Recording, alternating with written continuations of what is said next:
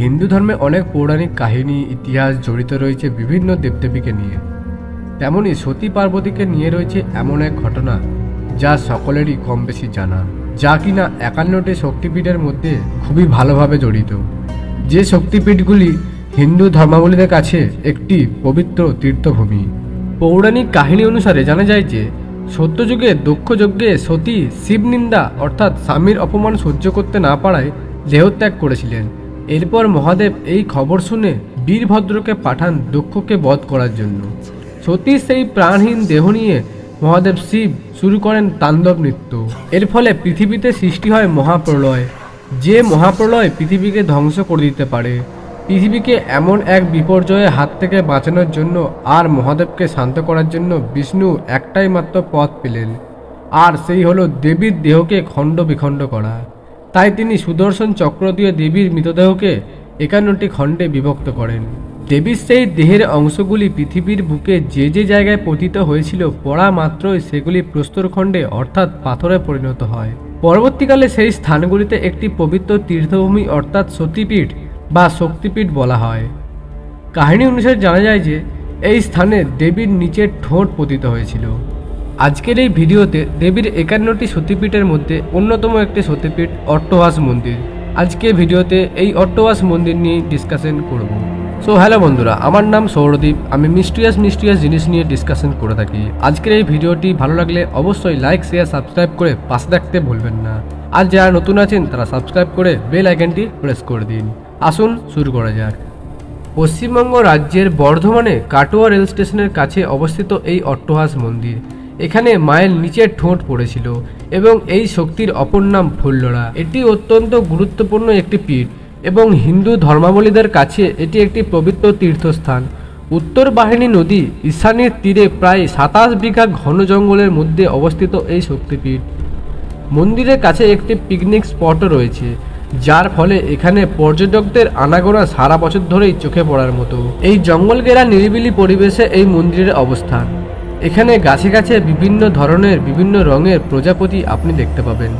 তার সাথে রয়েছে বিভিন্ন প্রজাতির ফড়িং এবং পাখি, যা কিনা আপনার মনকে অনেকখানি শীতল ও মুগ্ধ করে তুলবে। প্রত্যেকটি শক্তিপীঠে দেবী ও ভৈরবের প্রতিষ্ঠান রয়েছে। এখানে দেবী হলেন সতীর রূপ এবং ভৈরব হলেন দেবীর স্বামী। এখানে দেবী ফুল্লরা এবং ভৈরব বিশেষ নামে পূজিত হয়ে থাকেন। অনেকে আবার এই শক্তিপীঠকে ফুল্লরা শক্তিপীঠ হিসেবেও জানেন। এখানে দেবীর মূর্তি দন্তরা চামুন্ডা মূর্তি। তবে ইতিহাস অনুসারে জানা যায় মন্দিরের অষ্টধাতুর মূর্তিটি চুরি হয়ে গেছে। এই শক্তিপীঠে সারা বছর ধরে ভক্তদের আনাগোনা তো থাকেই, তবে বিশেষ বিশেষ উৎসবে এখানে পর্যটক থেকে শুরু করে ভক্তগণ পুণ্যার্থীদের সমাগমও চোখে পড়ার মতো। তবে নভেম্বর থেকে মার্চ মাস, এই 5 মাস এখানে বহু ভক্তদের সমাগম ঘটে। হাজার হাজার ভক্তদের ইচ্ছা পূরণ হয়েছে এই দেবীর পূজা নিয়ে। দোলের সময় এখানে বিশাল বড় মেলা বসে, যেখানে স্থানীয় মানুষজনদের পাশাপাশি দূর দূরান্ত থেকে আগত ভক্তরা এই মেলায় আনন্দে সামিল হন। এখানে থাকার জন্য অতিথিশালাও রয়েছে। মন্দির থেকে ভক্তদের খাওয়া থাকা সম্পূর্ণ ব্যবস্থা করা হয়। সেই কারণে মন্দিরে তীর্থ ভ্রমণ করার জন্য দর্শনার্থীদের কোনো রকম অসুবিধার মুখে পড়তে হয় না। প্রতিনিয়ত কোলাহলের মধ্যে বসবাস করতে করতে যদি আপনি হাঁপিয়ে ওঠেন, তার সাথে তীর্থ ভ্রমণের ইচ্ছা যদি হয়ে থাকে, তাহলে এই শক্তিপীঠ আপনার জন্য সেরা তীর্থস্থান হতে পারে। আমরা আগেই জানলাম যে এই মন্দিরটি 27 বিঘা ঘন জঙ্গলের মধ্যে অবস্থিত, তাই সবার চোখে না পড়ারই কথাই শক্তিপীঠটি। শক্তিপীঠ আবিষ্কার হওয়ার পর মন্দির চত্বর ছাড়া আশেপাশের কিছুটা জঙ্গল পরিষ্কার করা গেলেও চারিদিকটা আজও ঘন জঙ্গলে ঢাকা। তাই সন্ধ্যা নামতে না নামতেই ঝিঁঝি ও শিয়ালের ডাক আপনাকে অন্য জগতে নিয়ে যেতে পারে। কথায় আছে তন্ত্র সাধনা আর ধ্যান করার জন্য নির্জন জায়গার প্রয়োজন। তাই এই মন্দিরের আশেপাশে তন্ত্র সাধকদের আনাগোনা এবং পঞ্চমুণ্ডী আসনে বসে 10 মহাবিদ্যা তন্ত্র সাধনা করেছেন অনেক সাধু সন্ন্যাসী। এমনকি সেই সমস্ত সাধকেরা এমন কিছু অলৌকিক দৃশ্য দেখেছেন যা কিনা সম্পূর্ণরূপে সকলের কাছে প্রকাশ করেননি। এই গ্রামে কিছু কৃষক বাস করতেন। তারা মাঠে চাষবাস করে জীবনযাপন করতেন।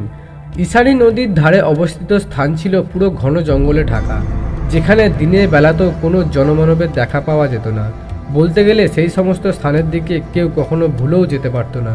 একদিন কৃষকরা চাষ করতে গিয়ে এক সাধু বাবাকে জঙ্গলে ধ্যানমগ্ন অবস্থায় দেখতে পান। তারা কৌতূহলী হয়ে দলবদ্ধভাবে তার কাছে যান এবং তাকে প্রণাম করেন। সাধু বাবা সেখানে যজ্ঞ করেন আর যজ্ঞ শেষে তিনি সেই স্থানে একটি ত্রিশূল পুঁতে অদৃশ্য হয়ে চলে যাওয়ার আগে বলেন যে এই স্থানটি একটি সতীপীঠ। আর এইভাবে গ্রামের মানুষ এবং চাষিদের মধ্যে খবর ছড়িয়ে পড়ে যে এই স্থানে দেবীর কোনো অঙ্গ পতিত হয়েছিল, যা পরবর্তীকালে জানা যায় এই স্থানে দেবীর নিচের ঠোঁট পতিত হয়ে সতীপীঠের জন্ম নিয়েছে। জনবহুল জায়গা থেকে অনেকটাই দূরে অবস্থিত হওয়ার জন্য এই সতীপীঠের রহস্য আজও মানুষের কাছে অজানা। তবে বর্তমানে এখন সোশ্যাল মিডিয়ার যুগ, আস্তে আস্তে এই মন্দিরের পরিচিতি বেড়েই চলেছে সকলের কাছে।